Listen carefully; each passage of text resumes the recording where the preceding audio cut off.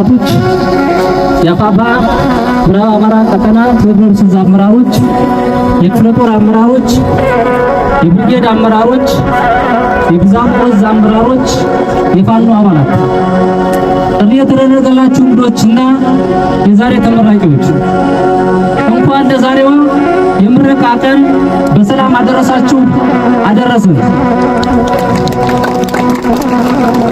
ከዚህ በመቀጠል የቡሬ ዳሞት ብርጌድ እኔ እውነት ለመናገር የሰራው ታምር ተብሎ የማይገለጽ ለመግለጽ የሚቸግር ታምራዊ የሆነ ኮማንዶ ስልጠና በዚህ ልክ አሰልጥኖ ማስመረቁ እኔ በጣም ገርሞኛል።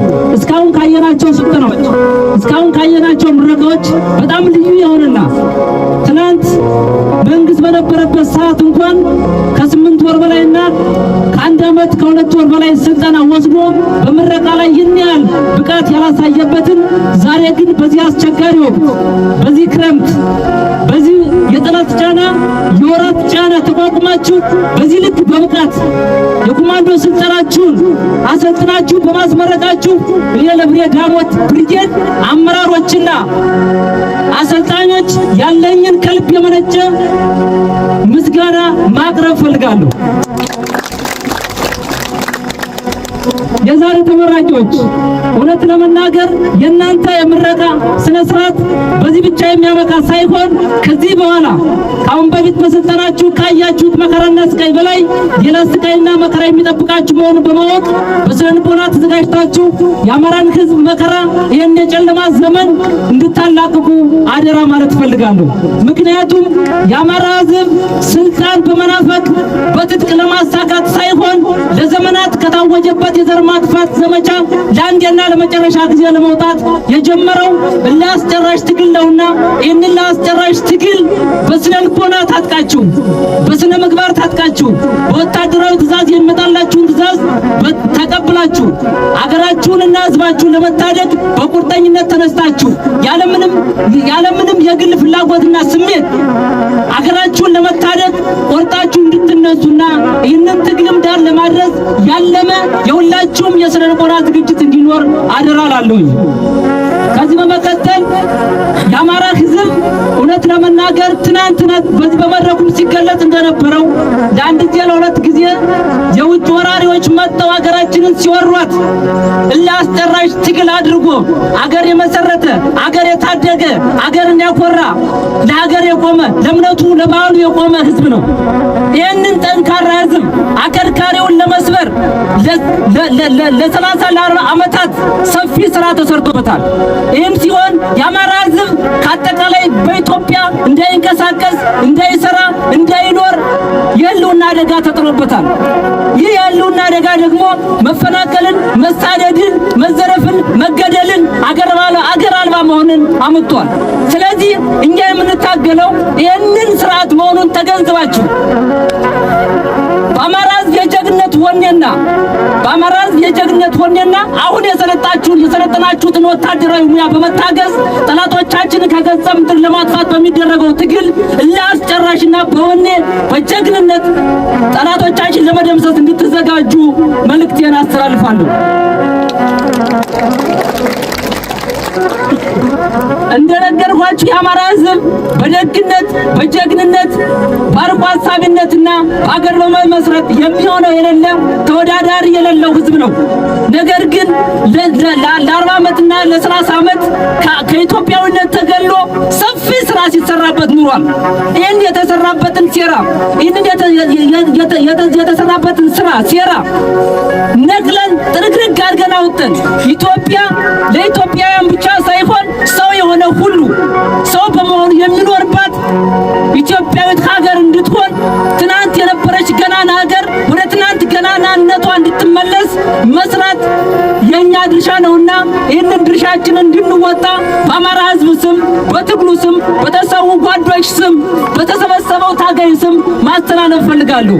ለኛ የትግል ፈተናችን ሁልጊዜም በውጭም ያሉ ችግሮች ናቸውና በውስጥ ያለንን ችግር ከመፍታት አኳያ መሪ የመሆን ጥበብን የመላበስ ወቅቱን የመረዳትና ይህን ትግል የማሸነፊያ ስልት የመንደፍ የሁላችንም ድርሻ መሆኑን አውቃችሁ ሁላችሁም የተጣለባችሁን ህዝባዊና ሀገራዊ ኃላፊነት ለመወጣት ዝግጁ እንድትሆኑ ስል መልእክቴን አስተላልፋለሁ። ከዚህ በተጨማሪ ጠላት ተሸንፏል። የመሸነፉ ምልክት አንድ ብዬ ልንገራችሁ።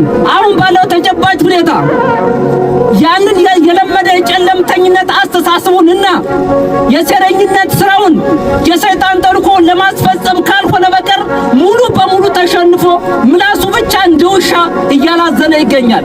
ለዚህም በሰሞኑ በኢትዮጵያ ምድር ታይቶ እኛም በታሪካችን የማናውቀውን ሃይማኖታዊ ግጭት ለማስነሳት ሰፊ ስራዎችን በሚዲያ ላይ ሲሰራ ይተራል። ይህ ደግሞ የኢትዮጵያ ህዝብም የአማራ ህዝብ በሚገባ ተረድቶ ከ4 ኪሎ ከናቢ ቢሮ የምትወጣ ሰነድ መሆኗን የራሳቸውን ስልጣን ለማራዘም የሚሰሯት መሆኗን በሴራ የተደራጀ ሴራ ተጠንስሶ የመጣ መሆኑ በመገንዘብ ሁላችንም ከዚህ አስከፊ ነገር ወጠን ከዚህ መጥፎ ነገር ወጠን ከዚህ ጠላቶቻችን ከሚመዙልን አጀንዳ ወጠን አገራችንን ለመታደግ ህዝባችንን ለመታደግ የመጀመሪያው ታሪካዊ ጠላታችንን እንድንፋለምና እንድንዋጋ ሁሉም የኢትዮጵያ ህዝብ ያለምንም የጾታ ልዩነትና ያለምንም የእድሜ ገደብ ወጠን እንድንታገል መልእክቴን አስተላልፋለሁ። አመሰግናለሁ።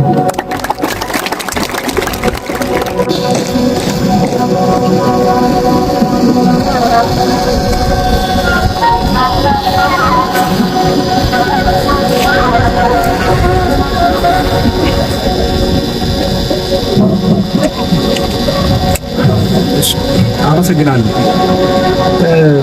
የተከበራችሁ ጥሪ የተደረገላችሁ እንግዶች፣ የተከበሩ ሻለቃ የኔዓለም ዘለቀ የአፋባ ምዕራብ አማራ ቀጠና ቴዎድሮስ ምክትል ወታደራዊ አዛዥ፣ የተከበሩ 50 አለቃ ታዬ ብርሃኑ የአፋባ ምዕራብ አማራ ቀጠና ቴዎድሮስ ስልጠና መምሪያ ኃላፊ፣ የተከበራችሁ የድርጅታችን ከፍተኛ አመራሮች፣ የተከበራችሁ የአፋባ ዲዛሞን እዝ አመራሮች፣ የተከበራችሁ የአፋባ ምዕራብ አማራ ቀጠና ቴዎድሮስ የ5ኛ ክፍለ ጦር ከፍተኛ አመራሮች፣ የተከበራችሁ የአፋባ ምዕራብ አማራ ቀጠና ቴዎድሮስ የ3ኛ ክፍለ ጦር የጊዮን ብርጌድ ከፍተኛ አመራሮች፣ የተከበራችሁ የ5ኛ ክፍለ ጦር የቡሬ ዳሞት ብርጌድ አመራሮችና አባላት፣ የተከበራችሁ የአፋባ ወይም የአማራ ፋኖ ብሔራዊ ኃይል ኮማንዶ እጩ የሰራዊት አባላት፣ የተከበራችሁ ጥሪ የተደረገላችሁ እንግዶች፣ ክቡራትና ክቡራን፣ በቅድሚያ አድካሚ የሆነውን